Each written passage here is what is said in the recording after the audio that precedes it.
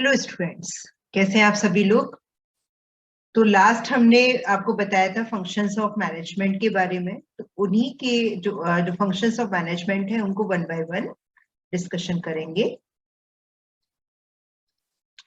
तो function of management में हमने आपको बताया था कि फंक्शंस जो कलेक्टिवली होते हैं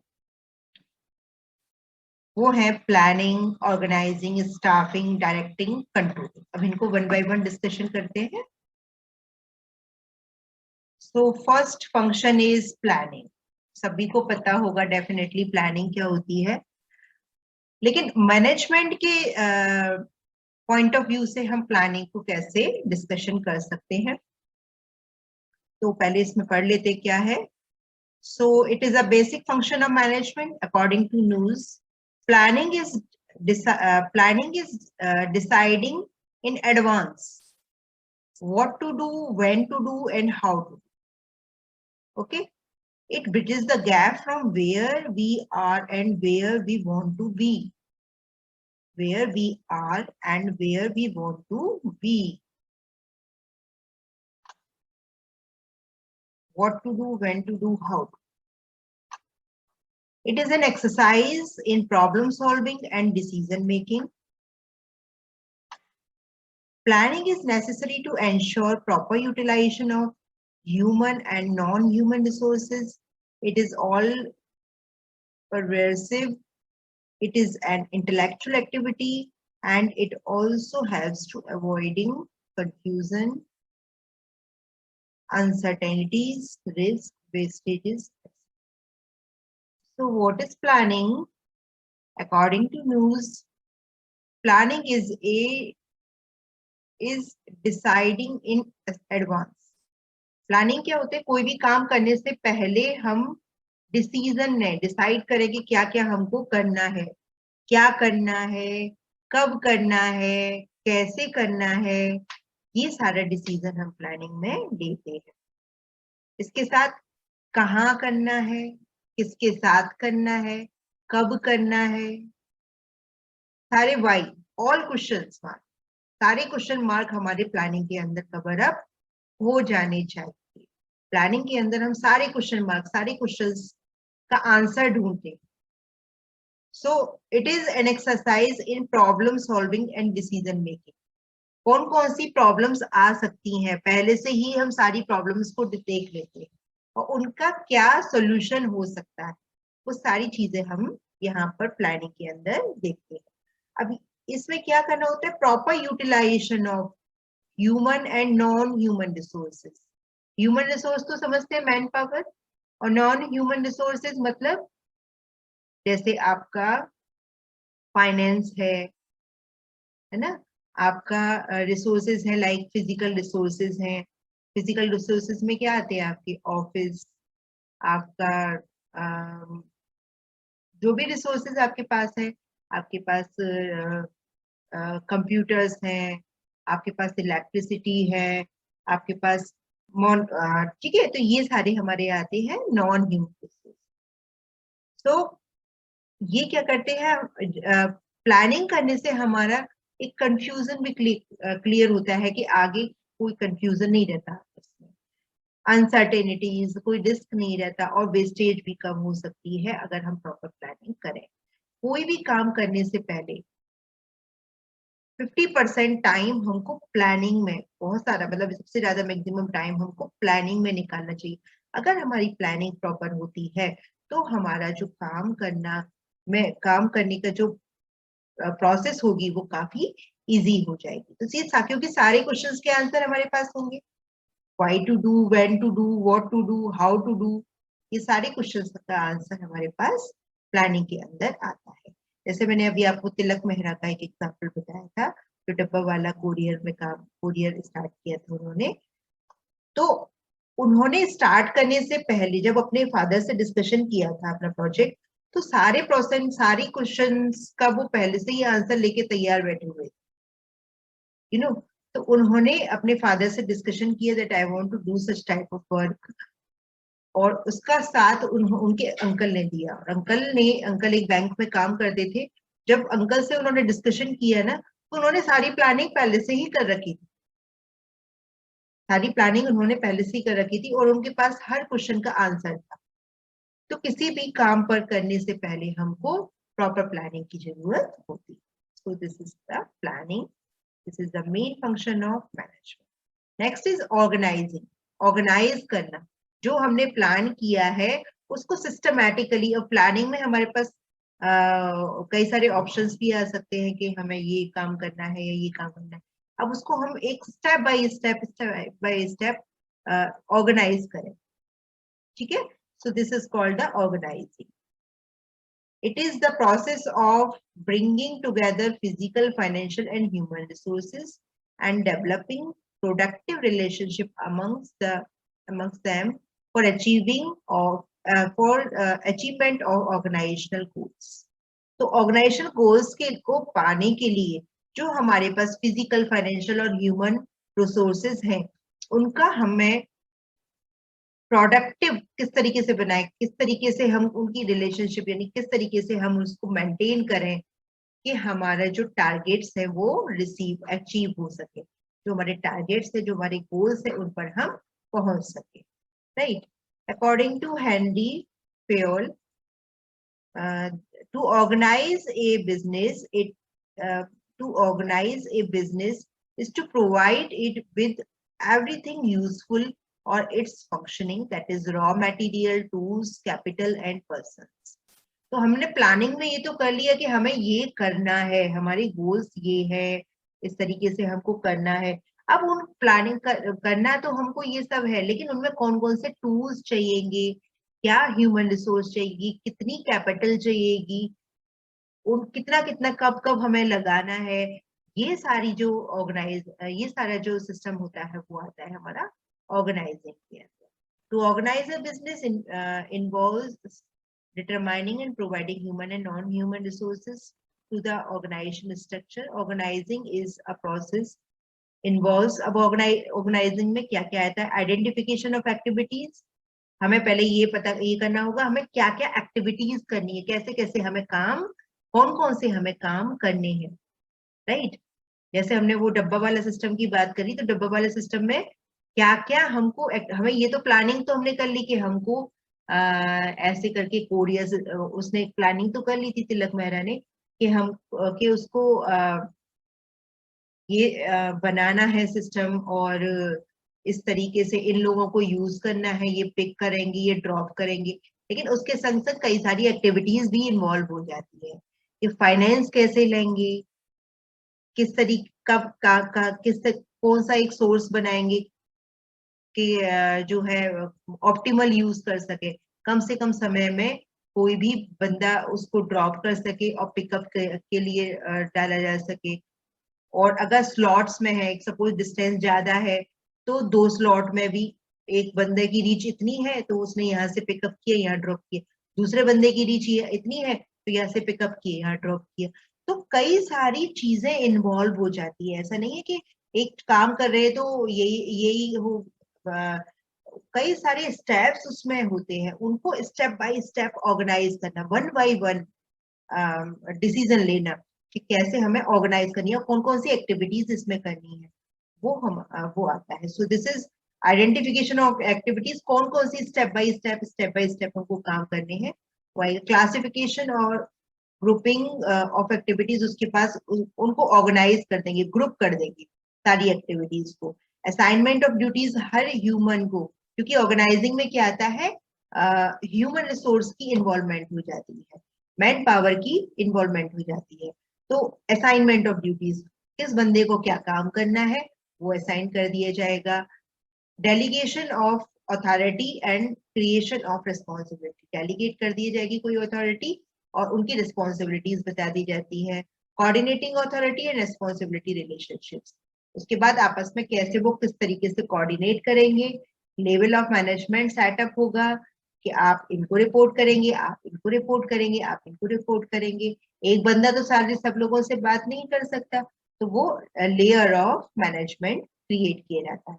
सो this whole about the organizing. इसमें एक पिक्चर हमने इसमें डाली है आपको थोड़ा सा समझाने के लिए, ये तो आपने सबने देखा ही होगा, मटकी सिस्टम, ठीक है, तो इसमें हम ये क्या देख कर रहे हैं, ऑर्गेनाइज कर रहे हैं इनको, ये टारगेट है इनका, और टारगेट पे पहुंचने के लिए अभी यहाँ देखिए ऑर्गेनाइज इन्होंने ह्यूमन रिसोर्स का कहाँ है किया है, कौन सा बंदा कहाँ पे फिट हो सकता है। नीचे तो स्ट्रांग बंदे थोड़े से स्ट्रांग हो, हेल्दी हो, क्वांटिटी भी ज्यादा हो, फिर उससे कम, थोड़े से कम वेट के, फिर उसके बाद एक बंदा थोड़ा सा स्ट्रांग, उसके बाद ये हल्का फुल्का बंदा इन्होंने ऊपर रखा है जो ऊपर तक जा सके और बर्डन उसका कम हो।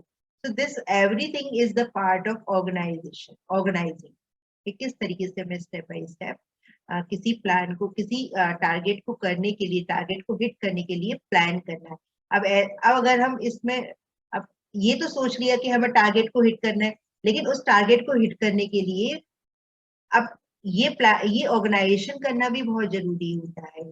सारी एक्टिविटीज को बाइनरिटी से बहुत ही बारीकी से ये समझना बहुत जरूरी होता है कि किस तरीके से हम अपने टारगेट को अचीव करें।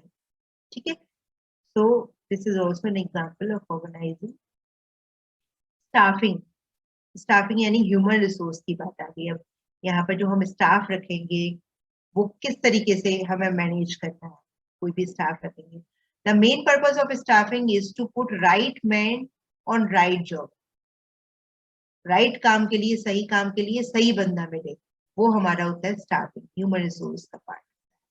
That is square PACS in square holes and round PACS in round holes. Square PACS तो हमारे स्क्वायर पैक में ही जाने चाहिए और राउंड वाले में राउंड ही जाना चाहिए, ऐसा ना हो। देखिए थोड़ा सा डिजाइन से हम आपको समझा सकते हैं।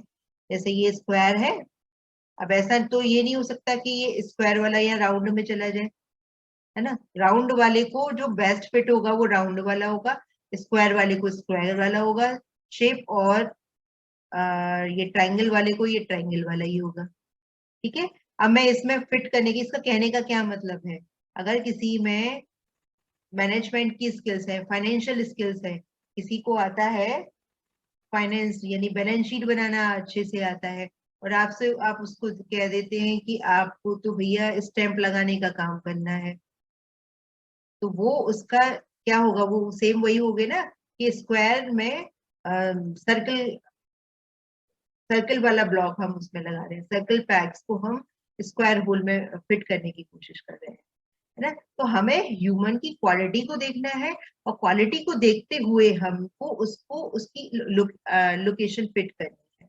ठीक है, so according to news and O'Donnell, managerial function of staffing involve manning involves managing होगा, managing the organization structure through proper and effective selection, appraisal and development of personnel to fit the role, design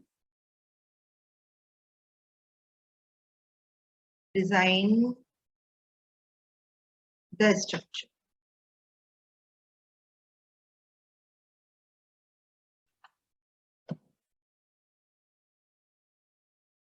To fill the roles of designed structure. So staffing involves manpower planning, manpower कैसे बनाएंगे, कैसे appraisal करना है, appraisal मतलब उनके तनख्वाह में बढ़ाना, किस तरीके से हम सैलरी इंप्रूव करेंगे। ठीक है, समय समय पर ये सारी चीजें होनी चाहिए। ठीक है, कैसे उनके इंसेंटिव सेट किए जाए कि आप इतना काम कर लेंगे तो आपको इतना इंसेंटिव मिल जाएगा, right. So estimating man power in terms of searching, choose the person and giving the right place, तो सही बंदे को चुने और उसको सही जगह पर रखा। Requirement, recruitment, selection and placement, training and development, remuneration, performance appraisal, promotion and transfer, ये सारी चीजें होती हैं। ट्रेनिंग एंड डेवलपमेंट यानी ट्रेनिंग कराई जाए, फिर उनके अकॉर्डिंगली उनको डेवलप किया जाए, उनकी पोस्ट को इम्प्रूव किया जाए। रेम्यूनरेशन यानी अगर कोई काम उन्होंने कर दिया है तो उसका एक अमाउंट उनको अलग से दिया जाए other than the salary. Performance appraisal, अगर किसी ने बहुत अच्छा काम किया है तो उनको जैसे स्टाफ ऑफ द मंथ या बेस्ट स्टाफ अवार्ड, इस तरीके के कुछ अप्रेजल्स हमें देते रहना चाहिए। प्रमोशन एंड ट्रांसफर, प्रमोशन भी करना चाहिए। सो this is all about the staff. Next is directing. Directing यानी डायरेक्शन देना, कि आपको इस तरीके से गाइडलाइंस देना, इंस्ट्रक्शन देना, सुपरवाइज करना, मोटिवेट करना अपने स्टाफ को, सारा आ जाता है हमारा डायरेक्टिंग में। Directing is interpersonal aspect of management which deals directly with influencing, guiding, supervising, motivating, subordinate for the achievement of organizational goal.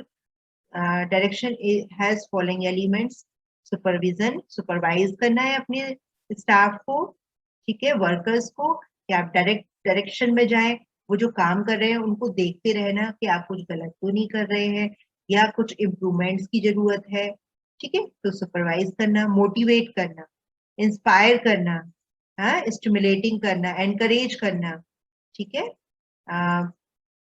ठीक है। सो means inspiring, stimulating or encouraging the subordinate with zeal to work. Positive, negative, monetary, non-monetary incentives may be used for this purpose, right? Leadership, next is leadership, may be defined as a process by which manager guides and influences the work of subordinate in desired location, ठीक है। तो leadership यानी subordinate को desired location पर direction दे सके अपने। Direction, leadership का मतलब क्या है? डायरेक्शन दे कि आप इस तरीके से काम करिए, आप इस तरीके से काम करिए, that would be much better, ठीक है। कम्युनिकेशन, स्टाफ से प्रॉपर कम्युनिकेशन होना चाहिए, is a process of passing information, experience, opinion etcetera from one person to another person. क्योंकि जो हम स्टाफ रख रहे हैं वो थोड़ा सा कम एक्सपीरियंस्ड होता है, तो हम अपने एक्सपीरियंस से उनको बताएं कि ये सिचुएशन है, तो आप इस तरीके से आप इसको हैंडल कर सकते हैं ना। तो वो एक्सपीरियंसेस भी हमारा कम्युनिकेशन। कुछ फीचर्स हैं यहाँ पर। Directing initiates action. तो डायरेक्टिंग में क्या होता है? कोई भी एक्शन को इनिशिएट किया जाता है, कंटिन्यूअस फंक्शन है, ऐसा नहीं है कि एक बार आपने डायरेक्शन दे दिया तो बस काम हो गया। आपको बराबर बराबर उनको फोकस करना है, देखना है, कंटिन्यूअस प्रोसेस है। Directing take place every level, हर लेवल पर डायरेक्टिंग होती है। लेवल्स ऑफ मैनेजमेंट की अगर हम बात करें, top level, middle level, lower level, इन तीनों लेवल पर डायरेक्शंस की जरूरत होती है। Directing flows from top to bottom, ऊपर से नीचे की ओर हमारा जो है फ्लो आता है। फ्लो का मतलब ये है कि टॉप मैनेजमेंट जो होता है वो अपने सबऑर्डिनेट्स को करता है ना, और जो सेकंड लेवल है वो अपने सबऑर्डिनेट्स को करते हैं। तो ये क्या है, जो टॉप लेवल है वो डायरेक्टली तो अपने सबऑर्डिनेट से कोऑर्डिनेट नहीं कर सकता, वो अपने जो सुपरवाइजर्स उन्होंने रखे होते हैं उनको बताते हैं, वो उनको डायरेक्शन देते हैं, और जो सुपरवाइजर्स है वो अपने सबऑर्डिनेट्स को बताते हैं, ठीक है। तो परफॉर्मेंस ओरिएंटेड डायरेक्शन क्या है? Performance. So this is all about the directing. Next and final is controlling. So controlling is the measurement and correction of performance activities of subordinates. Measurement and correction.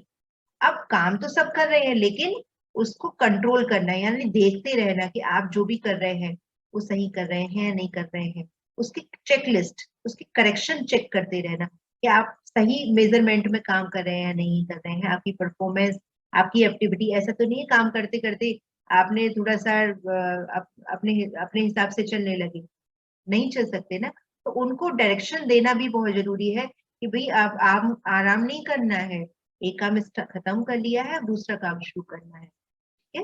तो ये सारे इस तरीके से performance activities करना, ठीक है, परफॉर्मेंस में एक्टिविटीज करना और अपने सबऑर्डिनेट्स को गाइड करना और चेक लिस्ट करते रहना, चेक करते रहना कि एवरीथिंग इज गोइंग फाइन।